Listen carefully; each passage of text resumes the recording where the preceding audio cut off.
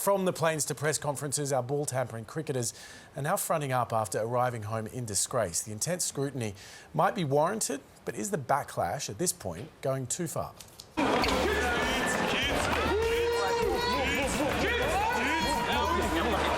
That footage of Steve Smith walking through the airport is something I've never experienced before in my life, and I worry about the health and safety of these three guys once they get back to Australia. Their careers have been sidelined, contracts worth millions torn up, and sponsors are jumping ship. The only thing more severe than the punishment might be the public's response. They've made a grave mistake, but they are not bad people. As a coach, you feel for them as people. They are hurting, and I feel for them and their families. It's going to be incredibly traumatic for them. Even though they made a decision to do something wrong, I don't think there was any malicious intent from their perspective. And it's not just the players copping it. Their partners, innocent of any wrongdoing, are being relentlessly bullied online. This is merely a sample of the abuse on social media. Trust is one of these things that's often broken during these sort of events, and unfortunately when it's broken it's very difficult to regain. What we want to see them is taking ownership of the error and then moving forward demonstrate that they truly want to make amends. Whatever punishment these players cop or whatever the sanctions are, that's going to be nothing compared to what they've got to deal with for the rest of their lives. They're going to be called cheats for the rest of their lives. There's no doubt these young men cheated and deserve to be punished. But is it time the public shaming stopped? Well, former Test cricketer Gavin Robertson knows all about the pressure of the game. We spoke to him earlier. Gavin, thanks for joining us. What do you think of the penalties handed down to this trio? I would think excessive. I think that 12 months has surprised everyone. Not to say that 6 months probably was closer to where it should have been, and maybe 3 months for Bancroft, but I do think there's a lot more to play out here. Gavin, the public reaction has been brutal in some corners. The guys have already lost their jobs for a while. The Steve Smith's lost the captaincy, their reputation, sponsors. When does the lynch mob have to just calm down?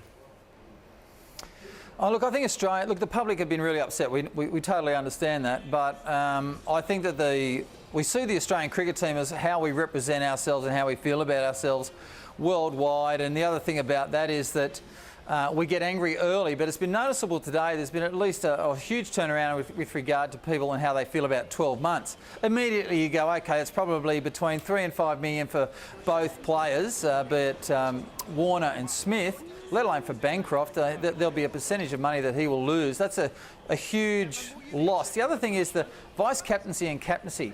Do we really understand how much that is? I think that is an incredible thing to have to go through for Steve Smith, let alone Warner. And I think that they've been severely punished. The one thing I will say is the ICC for years, they've done nothing with regard to punishment. I mean, it's literally a slap on the wrist. I think that someone needed to be strong. Have we been too strong? Yeah, but someone needed to show some leadership with regard to where they feel what they feel about ball tampering. Gavin, do you think this is going to put pressure, sufficient pressure on the ICC to get serious about these punishments? They've been slapping wrists for years. Do you think that they will look at this and improve their actions? Nope. No, not a hope in Hades. Do I really think the ICC are going to stand up? No way. We've been asking the ICC for 20 years to stand up. I mean, no offence, but it is cups of tea, milk arrowroot biscuit with a bit of tea cake and let's gather every month. I don't think cricketers deep down see strength in the ICC. We've been asking for that for decades. As much as the world looks at us as cheaters and in a bad light, we have shown some sort of way forward with regard to how we feel about ball tampering or cheating in general. So I hope the ICC wake up and get very strong with cricket, because cricket needs leadership like nothing else I've seen. Is Darren Lehmann's culture of winning at all costs a part of the problem, so young players end up taking risks? I think... Look, we have a winning attitude. Yeah, we've pushed the limits on this, but we've always pushed the limits, but I don't think we've ever gone over it like this. I think the culture's not right. I think that the fact that we could get to a position where we thought this was OK. So one player from what we're hearing, be it Warner, let alone Cam Bancroft, and then Steve Smith coming into it. For those three people to go, wait, this is an idea that we've come up with, this could work. I mean, come on, you've got to ask what your culture is and you've got to test the behaviours of those players. That's what needs to be tested, and the culture didn't stand up.